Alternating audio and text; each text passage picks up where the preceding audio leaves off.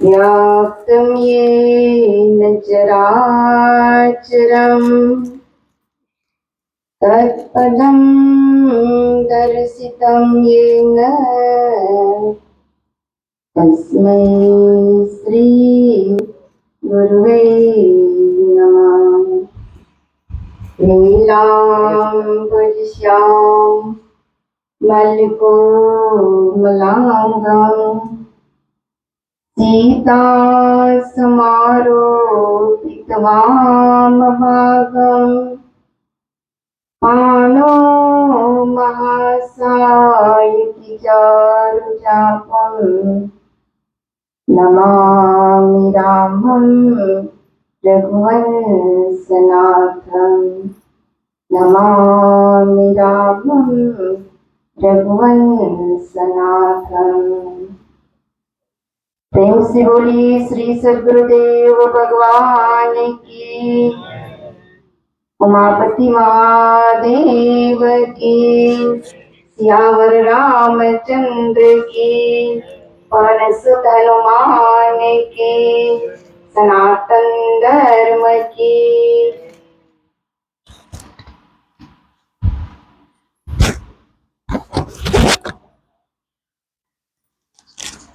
यहाँ पर उपस्थित इस विचार संगोष्ठी के कार्यक्रम के गणमान्य अतिथिगण, ग्राम परसोदा से पधारे हुए सभी धर्मप्रेमी भाइयों एवं माता बहनों, आज का ये सुंदर कार्यक्रम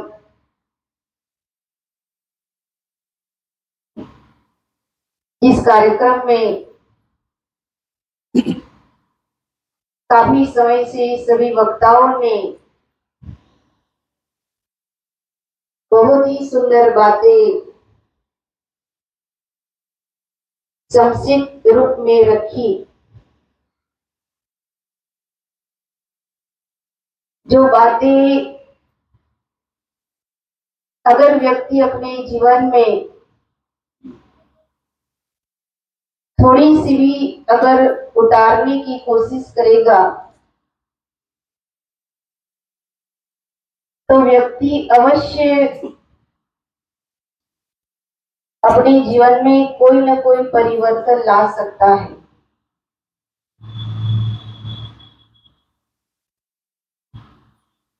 हमारे गुरु महाराज जी कहते हैं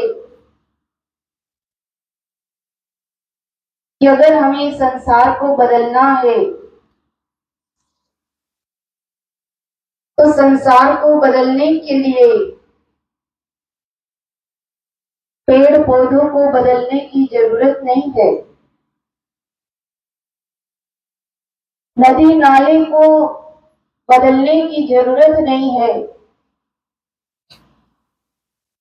अगर इस संसार को बदलना है तो केवल व्यक्ति अपने मन को बदल दे तो अवश्य संसार में बदलाव आ सकता है। इसलिए ज्ञानी बारंबार समाज के जीवों को समझाने की कोशिश करते हैं कि नजर बदलो नजारे बदल जाएंगे, सोच बदलो सितारे बदल जाएंगे, किस्ती बदलने की जरूरत नहीं है, दिशा बदलो किनारे अपने आप बदल जाएंगे। हमारी नजरों को बदलने की जरूरत है। देखो ये संसार है और इस संसार में हम अपने शास्त्रों में पढ़ते हैं कि पहले सतयुग था, फिर त्रेतायुग आया, फिर द्वापर युग गया और ये अब कलयुग चल रहा है। सतयुग की बात अगर हम सुनते हैं तो सतयुग में भी ऐसा नहीं था कि सब लोग सदाचारी थे, है? उस सतयुग में भी बहुत सारे दुराचारी लोग थे। सबसे अगर हम ज्यादा उनकी बातें सुनते हैं तो दुराचारी में एक तो हिरणाक्ष की बात आती है और एक हिरण्यकशिपु की बात आती है। वो दुराचारी थे। तो सतयुग जैसे सतयुग में भी दुराचारी लोग थे। त्रेतायुग जिसकी बात काफी समय से मर्यादा पुरुषोत्तम के रूप में देखो हम सुन रहे थे भगवान की। भगवान राम के समय में भी ऐसा नहीं था कि सब भगत थे, सब भगवान को पहचानने वाले थे, सब राम राम का जाप करने वाले थे, सब राम की बताए हुए मार्ग पर चलने वाले थे। त्रेतायुग में भी मंथरा जैसी एक ऐसी नारी थी जिस नारी ने पूरी अयोध्या के वातावरण को अशांत कर दिया। उस समय तो एक ही मंथरा थी जिसने कैकेयी के विचारों में परिवर्तन कर दिया। ऐसा ईर्षा उसके मन में बैठा दिया कि अगर राम राज्य गद्दी पर बैठेंगे तो तुम सौतेली मां बन जाओगी और तुम्हारे साथ दासी का व्यवहार किया जाएगा। और मंथरा ने राम के प्रति इतनी ईर्षा कैकेयी के मन में डाल दी कि जो कैकेयी प्रभु राम को सबसे ज्यादा प्रेम करने वाली थी, जो कौशल्या से भी ज्यादा राम के साथ रहती थी, वही कैकेयी ने ईर्षा के भाव प्रकट होने से राजा दशरथ से कहा कि मुझे 2 वचन जो बाकी है वो वचन दो। पहला वचन कि राम को 14 साल का वनवास हो और मेरे भरत को राजगादी मिले। तो एक ईर्षा ही तो थी और ईर्षा ने पूरे अयोध्या के वातावरण को अशांत कर दिया। जिस अयोध्या में लोग सुबह की राह देख रहे थे कि कल सुबह होगा और राम का राज्याभिषेक होगा, सारे संसार में सुख चैन आ जाएगा, लेकिन रात भर में ही पूरी बाजी कैकेयी ने पलट दी। जो अयोध्या में सुख था वही सबके मन में अशांति उत्पन्न हो गई।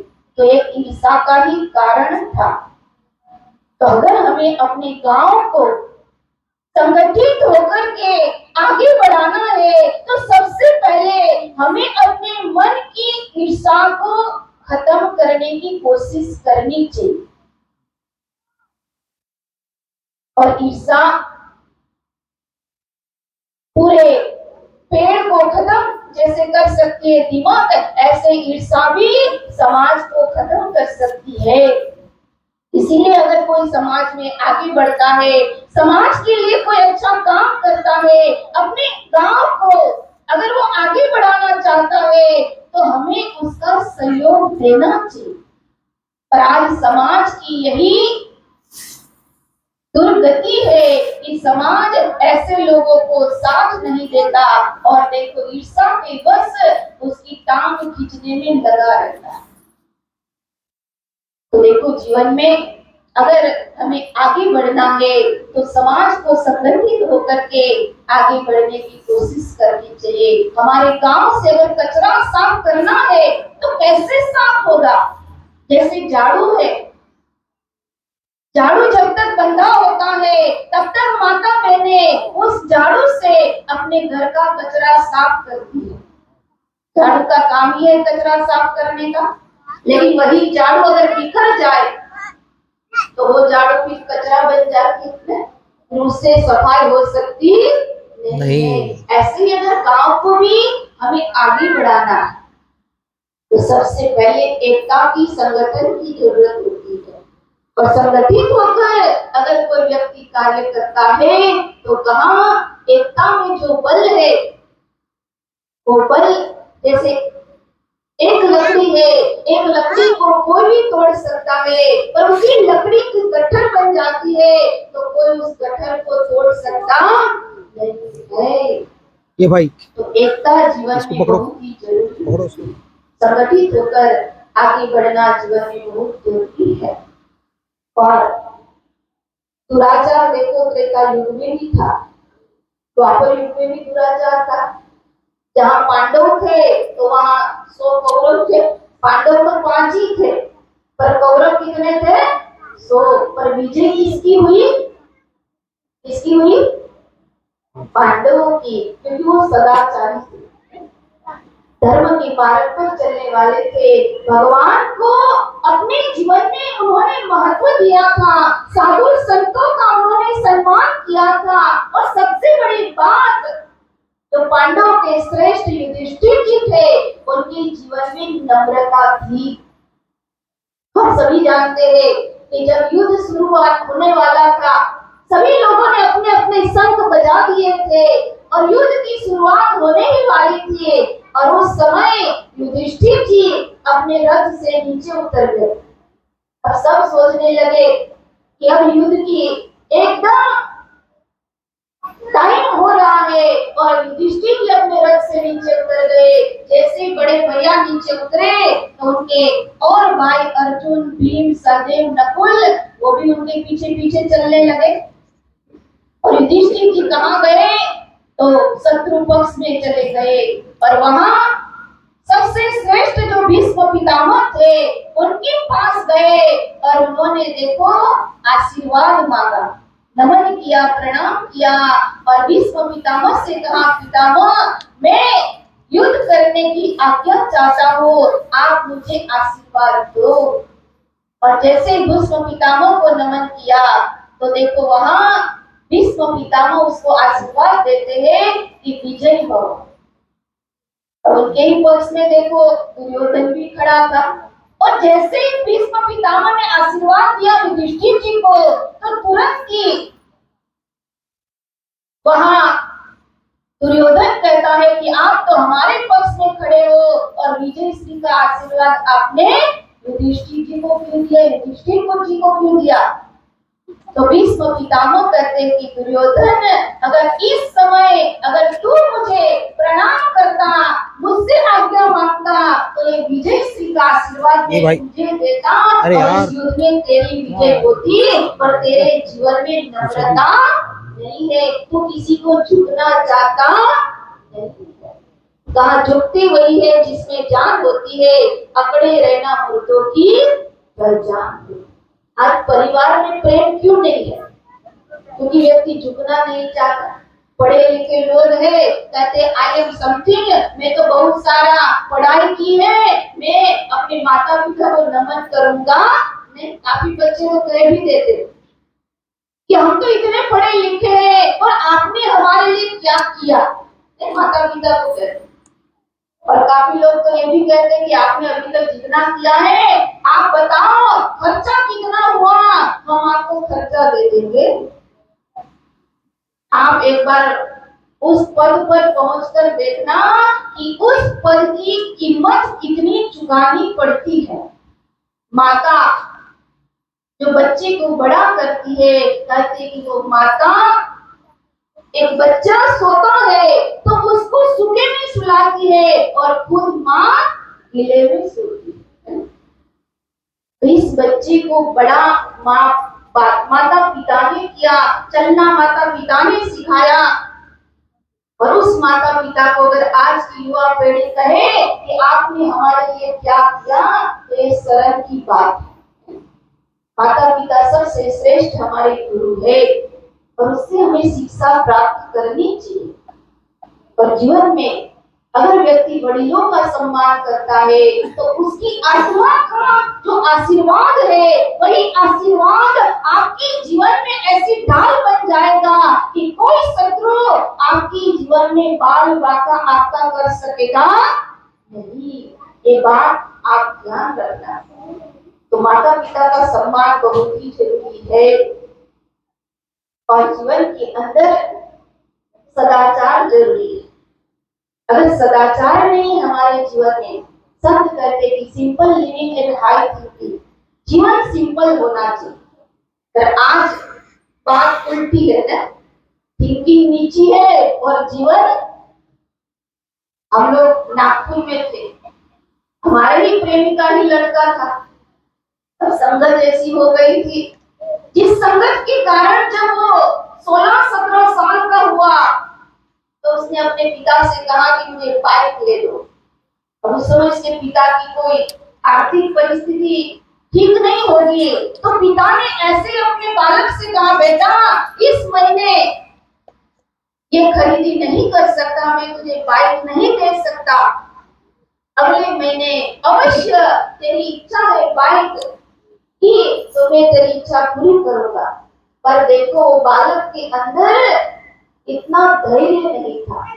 कहते कि दूसरे ही दिन वो बालक ने फांसी लगाकर के अपने जीवन को ही खत्म कर दिया। जीवन की कीमत क्या बाइक हुई है कि बाइक नहीं मिली तो जीवन ही उसने खत्म कर दिया। तो हम अपनी इच्छाओं को ऐसे मत रखें कि जिस इच्छाओं की अगर पूर्ति न हो तो हम अपने जीवन को ही खत्म कर दें। ये जीवन बहुत ही अमूल्य है।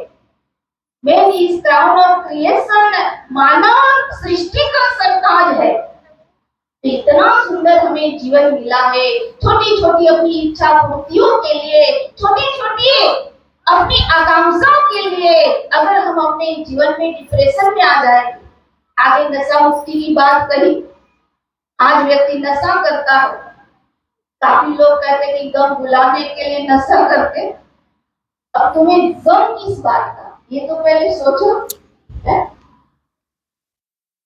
अगर चिंता होगी तो तुम्हारी केवल परिवार की चिंता होगी, अपने घर की चिंता करते होंगे और उस चिंता में अगर आप नशे में अपने जीवन को खत्म कर दोगे तो बात गलत है। तो गम भुलाने के लिए अगर हम नशा करते हैं तो गम तो जीवन में देखो, सुख और दुख ये तो जीवन में रहेगा ही रहेगा। चाहे आप घर छोड़कर जंगल में चले जाओ, सुख दुख तो कहीं भी जाओगे, ये आपका पीछा कभी छोड़ने वाला नहीं है। जीवन में दुख और छाव होगी और उसका सामना हर व्यक्ति को अपने जीवन में करना ही पड़ेगा। अगर आप उससे भागोगे तो ये कभी हो नहीं सकता। तो जीवन में हमें मौका दिया है, हम अपने जीवन के अंदर इच्छा कम रखे। कहते हैं कि सफर का मजा लेना है तो सामान कम रखो और जिंदगी का मजा लेना है तो इच्छा कम रखो। जैसे सफर में कोई जाता है, अगर सामान ज्यादा होगा तो सफर बराबर हो सकती नहीं, क्योंकि सामान को इधर उधर करने में लगा रहेगा। जो सफर का मजा है वो मजा वो नहीं ले पाएगा। ऐसे ही जिंदगी का मजा लेना है तो इच्छा आसक्ति कम रखो और जितनी इच्छा कम रखोगे, आसक्ति कम रखोगे, उतना ही जीवन में आप आनंद ले सकोगे। पर जीव का ये दुर्भाग्य है, जो उसके पास है उसको भोग नहीं सकता और जो नहीं है उसको पाने के लिए अपने जीवन को खत्म कर रहा है। तो आसक्ति को कम करो। और कहा शंकराचार्य जी कहते हैं कि जीवन में अंगम गलितम फलितम मुंडम दस नवीनम जातम पिंडम रुद्धो याति निद्रो दंडम तदपि मुच्य दासा पिंडम। आशा कभी खत्म होने वाली नहीं है, इच्छा तो बढ़ती ही रहेगी, पर मन का कंट्रोल होना बहुत ही जरूरी है। और जिन्होंने मन पर कंट्रोल किया, आज महावीर जयंती है, महावीर भगवान ने मन पर कंट्रोल किया। कहते हैं कि जब वो साधना में लगे, जब उन्होंने अपने मन को अंतर्मुखी कर दिया, जब अपने मस्तक पर अपने प्राण वायु को स्थिर कर दिया और देखो चलते गए तो एक ऐसी दशा आई कि उनके जो कपड़े थे इधर उधर झाड़ जाकर में लग करके फट गए, सारे कपड़े फट गए, फिर भी उनको उसका भान रहा नहीं। उन्होंने अपने मन को अंतर्मुखी कर दिया और अंतर्मुखी किया, इसलिए आज उनको महावीर कहा जाता है। महावीर का मतलब है जिन्होंने अपने मन को जीता वही महावीर है। हनुमान जी को भी महावीर कहा जाता है क्योंकि उन्होंने भी अपने मन के ऊपर कंट्रोल किया। तो मन के ऊपर नियंत्रण होना बहुत ही जरूरी है और जब मन के ऊपर नियंत्रण आएगा तो जीवन में न क्रोध हो सकता है, न अहंकार आ सकता है, न हमारे जीवन में दुराचार प्रवेश कर सकता है। जिन्होंने अपने मन के ऊपर नियंत्रण कर दिया तो ये सारे रोग अपने आप ही दूर हो जाएंगे। तो मन का संयमित होना बहुत ही जरूरी है और मन संयमित तभी होगा जब हम अच्छी संगत में बैठेंगे, अच्छे विचारों को सुनेंगे और जब अच्छे विचारों को सुनेंगे तो अपने मन को आप डाइवर्ट कर सकते हो। तो कहने का मतलब कि हम भी अपने जीवन में इस वस्तुओं से दूर रहने की कोशिश करें, अपने जीवन में नकारात्मकता को आने न दें। जहाँ नेगेटिविटी आएगी वहां से पॉजिटिविटी खत्म हो जाए और जिसके जीवन में नेगेटिविटी आई वो जीवन में ऊपर जाने की बजाय वो हमेशा नीचे ही पहुंचेगा। तुलसीदास जी ने इसीलिए तो कहा कि कुमति सुमति सबके गुर रही, आगम निगम पुराण अस कहरी, जहाँ सुमति वहाँ संपत्ति नाना और जहाँ कुमति वहाँ विपत्ति विधान। जिसके जीवन में सुमति है तो वहाँ संपत्ति अपने आप आएगी, है? संपत्ति को बुलाने की जरूरत पड़ेगी नहीं। जिसकी अच्छी मति है उसके जीवन में संपत्ति अपने आप आती है क्योंकि लक्ष्मी वही निवास करती है जिसके जीवन में सर्वमति होती है।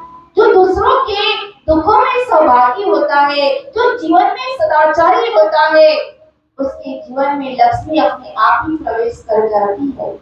तो सुमति का होना बहुत ही जरूरी है और जिसके जीवन में कुमति आ जाती है तो वो अनेक विपत्तियों से अपने जीवन में घिरा रहता है, वो कभी आगे बढ़ सकता नहीं है।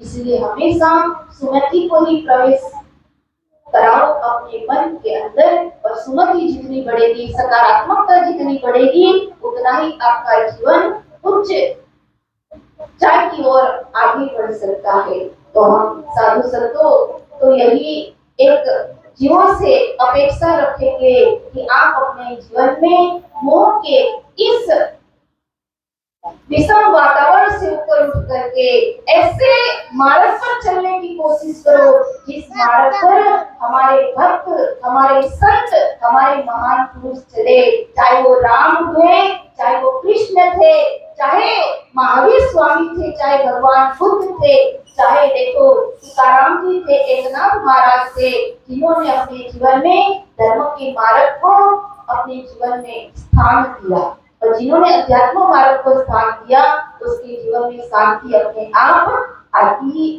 है। इसलिए मेरा आप लोगों से यही निवेदन है कि हम भी अपने जीवन में अध्यात्म को महत्व देने की कोशिश करें। भौतिक शिक्षा केवल पेट भरने तक होती है, इसलिए तो कबीरदास जी ने कहा कि ये जग अंधा में यही समझाओ, एक दो उन्हें समझाओ, सभी बुलाना पेट का धंधा, ये जग अंधा में यही समझाओ। साहू परिवार, साहू लोग सब ज्यादा कबीरदास जी को मानते और कबीरदास जी ने भी कहा कि संसार के जीव केवल पेट भरने की ही शिक्षा के पीछे लगे होते हैं, पर देखो साथ साथ में भौतिक शिक्षा के साथ अध्यात्म शिक्षा का होना बहुत ही जरूरी है। अध्यात्म ही आपके जीवन को प्रगति की तरफ ले जा सकता है। इसलिए अध्यात्म मार्ग में आप कदम बढ़ाने की कोशिश करें और इतना सुंदर अवसर परमात्मा ने दिया है, इस अवसर का लाभ उठाए। आओ सजा ले आज को, कल का पता नहीं है, कल की तो बात छोड़िए, पल का पता पल में क्या हो जाएगा इसका कोई भरोसा नहीं है। तो समय मिला है, इस आज के अवसर को सफल और सार्थक बनाने की कोशिश करें। समाज में जो क्रोध, अहंकार, ईर्ष्या है उसको सबसे पहले हमें अपने अंदर से खत्म करने की जरूरत है।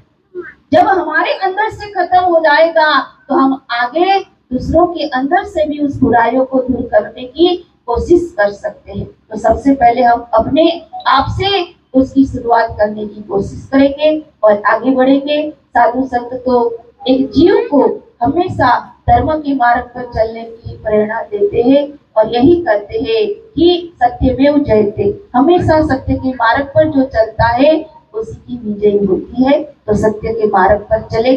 संसार है, संसार में हम देखते कि जो बुराई पर चलता है वो देखो ज्यादा सुख संपत्ति से माला माल होता है, पर देखो उसके पीछे हमें नहीं भागना है। हमें अपने जीवन में सदाचार को और सद्गुण को अपने जीवन में लाकर के नीति के मार्ग पर चलकर हम आगे बढ़ने की कोशिश करेंगे। और विशेष आज का जो कार्यक्रम विचार संगोष्ठी जो हमारे उल्लास भैया ने आज ये कार्यक्रम का आयोजन किया, बहुत ही सुंदर, कि जिससे युवा पीढ़ी को तो मार्ग मिलेगा ही मिलेगा, क्योंकि उनको ज्यादा जरूरत है।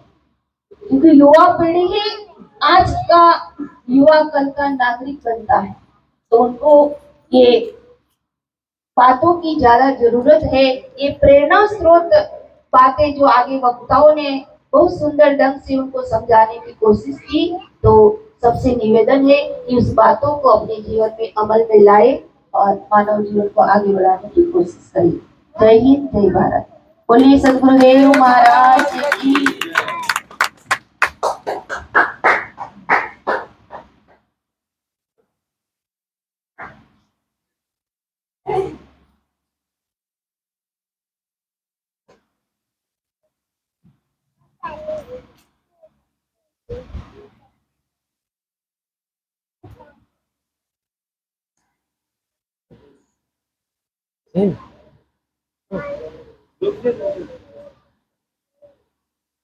सुनना शुरू, एक बॉक्स डाउन हो गया, ठीक कर, है ना, एक बॉक्स कट गया आवाज में, देख तो कहाँ से है। अभी भगवान नारायण की आरती होगी और आरती के साथ प्रसाद, आरती के बाद प्रसाद वितरण भी होगा और भोजन प्रसादी की भी व्यवस्था की गई है। आप सभी भोजन प्रसादी लेने के पश्चात ही अपने गंतव्य स्थान को ग्रहण करेंगे। बोल सच्चिदानंद भगवान की जय।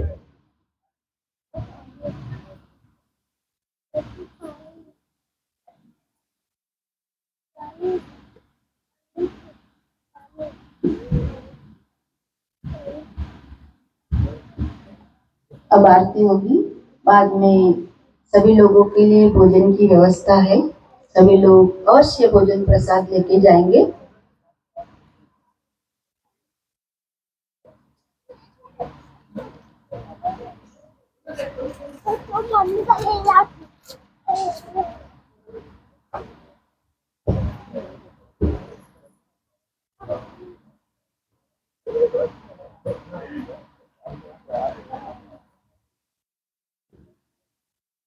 भजन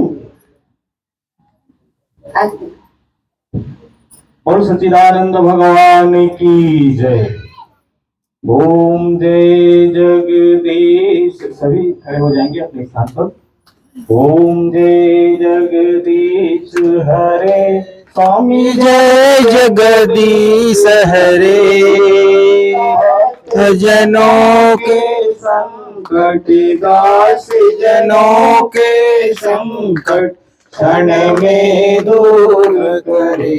ओम जय जगदीश हरे, जो ध्यावे फल पावे, दुख बिन से मन का, स्वामी दुख बिन से मन का, सुख संपत्ति घर आवे, सुख संपत्ति घर आवे, कष्ट मिटे तन का। ओम जय जगदीश हरे, मात पिता तुम मेरे, शरण पढ़ूं मैं किसकी, स्वामी शरण गहूं मैं किसकी, बिन और न दूजा प्रभु, बिन और न दूजा आस कर मैं किसकी। ओम जय जगदीश हरे, पूर्ण परमात्मा तुम अंतर्यामी, स्वामी तुम अंतर्यामी, पार ब्रह्म परमेश्वर, पार ब्रह्म परमेश्वर तुम सबके स्वामी।